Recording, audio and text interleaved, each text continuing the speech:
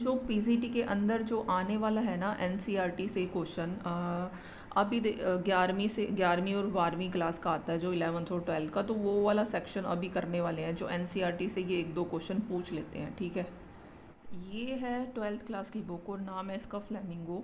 देखो ये core course book है, एक ही बुक लगी हुई है 12th क्लास में, ठीक है। तो अभी ना ये क्वेश्चन आया हुआ है 2018 में कि बुक का नाम बताओ, ठीक है। तो देखो मैं तुम्हें दिखाती हूँ क्वेश्चन, ये रहा, ठीक है। ये क्वेश्चन है, इसने पूछ रखा है कोर कोर्स जो 12th की बुक है उसका नाम बताओ, तो फ्लेमिंगो नाम है, ठीक है। और ये जो हॉर्नीबिल नाम है ना, ये 11th क्लास की बुक का नाम है। फ्लेमिंगो 12th का है और 11th का हॉर्नीबिल है, ठीक है। तो ये याद रखना, हॉर्नबिल। और अब देख लो इसके अंदर जो फ्लेमिंगो 12th की जो बुक है, 8 तो इसमें चैप्टर दे रखे हैं और 6 ये पोइट्री सेक्शन है, 6 दे रखी हैं, तो ये करनी होती है।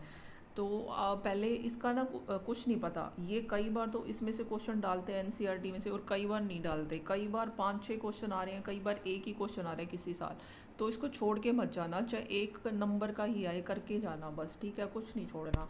तो ये पहले पता है क्या करते थे, 9वीं से लेके 12वीं तक तो पूछते थे पीसीटी के लिए, और 6वीं से लेके 8वीं तक पूछते थे टीसीटी के लिए। पर अब इन्होंने कुछ सालों से क्या कर दिया, 2-3 साल से 11वीं 12वीं तो इन्होंने एनसीईआरटी ले रखी है पीसीटी के लिए, उधर से पूछते हैं। और जो 6वीं से जो 10वीं तक का है ना, वो पूछते हैं टीसीटी के लिए, ठीक है। तो अभी क्या करना है तुम अपना सेफ खेल के चलना। तो जो पीजीटी के लिए जा रहे हैं वो करना 9वीं से 12वीं तक की एनसीईआरटी, और जो ये वाले हैं ना टीसीटी वाले, वो करके जाना तुम 6वीं से 10वीं तक की, ठीक है। ये अगर तुम इधर से करना चाहो तो यहाँ से कर सकते हो, मैं तुम्हें करवा दूँगी पेपर से पहले सारी। तो अभी हम शुरू करने वाले हैं पोइट्री सेक्शन। तो पहली पोएम हम करेंगे माई मदर एट 66, ठीक है। ये पहली पोएम है माई मदर एट 66 और रिटन बाय कमला दास।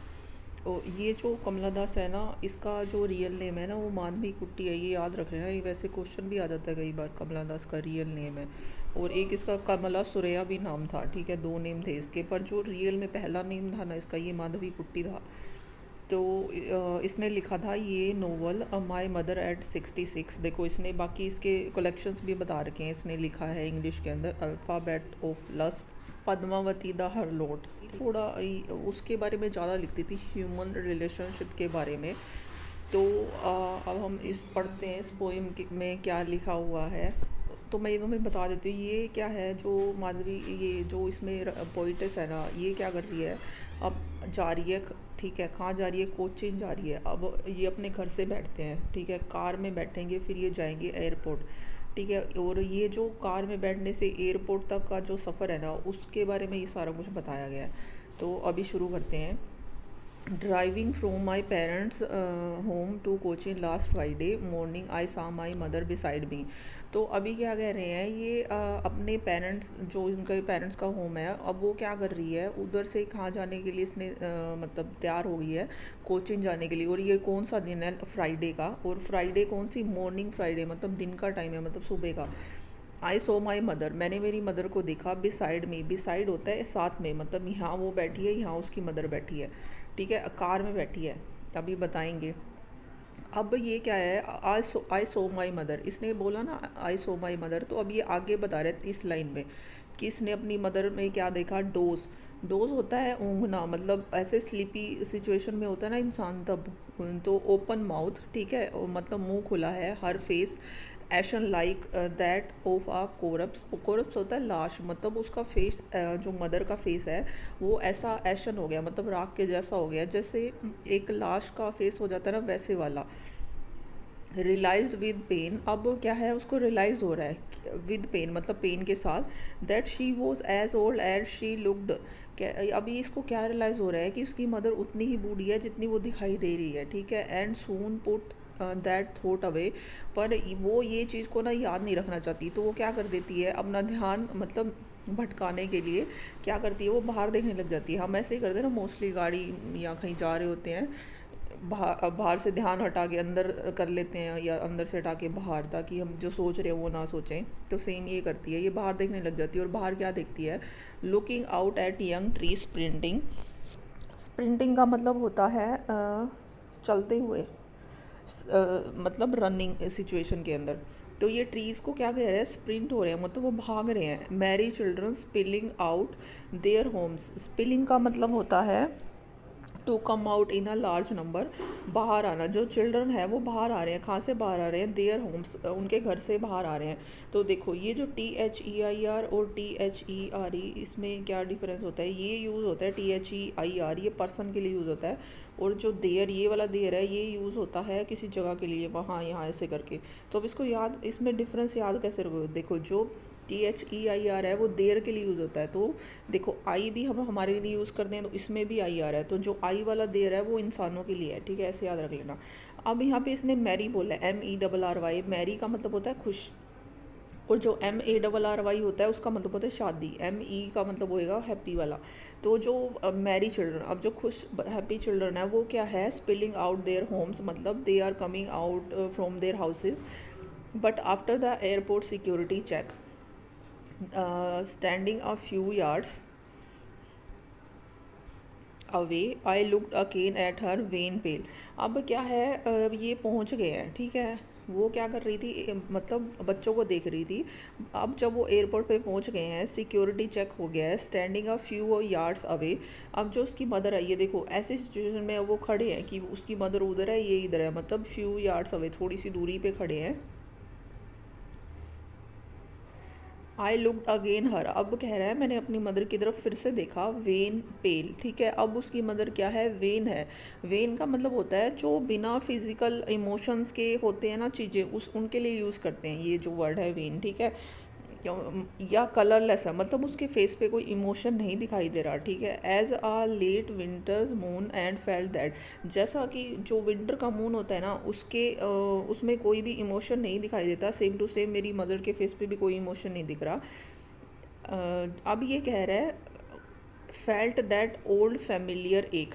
अब जब इसने कंपैरिजन कर दिया अपनी मदर का मून के साथ, ठीक है, तो अभी क्या कह रहा है ये, अब मेरे को क्या फील हो रहा है, वही फेमिलियर एक होता है पेन, वही पेन फील हो रहा है जो पहले होता था। कैसा, अपनी मदर से दूर होने वाला। देखो जब हम छोटे होते हैं, ठीक है, तो मम्मी पापा से दूर होने के बाद वो जो पेन होता है ना, वही वाला पेन इसको अभी हो रहा है। माई चाइल्डहुड फियर, देखो इसने बोल दिया कि जो मेरा चाइल्डहुड का फियर था वही अभी मैं सेम फील कर रही हूँ अपनी मदर से दूर होने का। देखो बच्चे होते हैं तब मम्मी पापा से दूर होने का पेन अलग होता है, पर अब बड़े होने के बाद वो वाला पेन वो दूसरा होता है, कि अब मतलब कि वो डेथ, ठीक है। नेक्स्ट है, बट ऑल आई सैड वो सी यू सून अम्मा। अब कहता है कि मैंने कुछ बोला नहीं और एक ही बात बोली, क्या, सी यू सून अम्मा, कि हम फिर मिलेंगे। ऑल आई डिड वो smile and smile and smile, और मैंने फिर क्या किया, सिर्फ स्माइल ही स्माइल किया, ठीक है, ये सब बोल के। होप तुम्हें समझ आ गया होगा। अब मैं तुम्हें इसमें फिगर ऑफ स्पीच बता देती हूँ कि कौन कौन से हैं। ये दो वर्ड जहाँ पे भी आए ना, तो एक फिगर ऑफ स्पीच होता है और उसका नाम होता है सिमिली, ठीक है। जहाँ पे भी ये दिखे सिमिली है वहाँ पे। अब देखो यहाँ पे हमें क्या दिखाई दे रहा है, जैसे ये वाली लाइन दे दी, ये क्वेश्चन कैसे पूछ सकता है, या तो दे देगा इस पोएम का नाम, कह देगा इसका राइटर लिखो, ठीक है, एक। दूसरा ये कैसे क्वेश्चन पूछेगा, ऐसे कोई स्टेंजा दे देगा, कहेगा फिगर ऑफ स्पीच बताओ, दूसरा, ठीक है। अब तीसरा ये कैसे पूछ सकता है, या कह देगा राइम स्कीम निकालो, ठीक है, इसकी नहीं निकलेगी। इसके बाद है या तो दे देगा ये सारी पोएम और कहेगा इसमें से क्वेश्चन छांट के लिखो, ऐसे वाला, ठीक है। तो अभी जैसे भी आए तो वो पॉसिबिलिटी कैसे भी हो सकती है, तो तैयार रहना चाहिए हर चीज़ के लिए। तो अभी क्या है, इसके अंदर आ रहा है लाइक, जब भी एज और लाइक दिखे वहाँ पे तुमने लगा देना सिमिली। तो यहाँ पे जो ये लाइन है इसके अंदर सिमिली है। नेक्स्ट है, देखो मैंने तुम्हें बोला था जहाँ पे भी एज दिखे, तो यहाँ पे भी क्या है, सिमिली है, इसके अंदर भी सेम।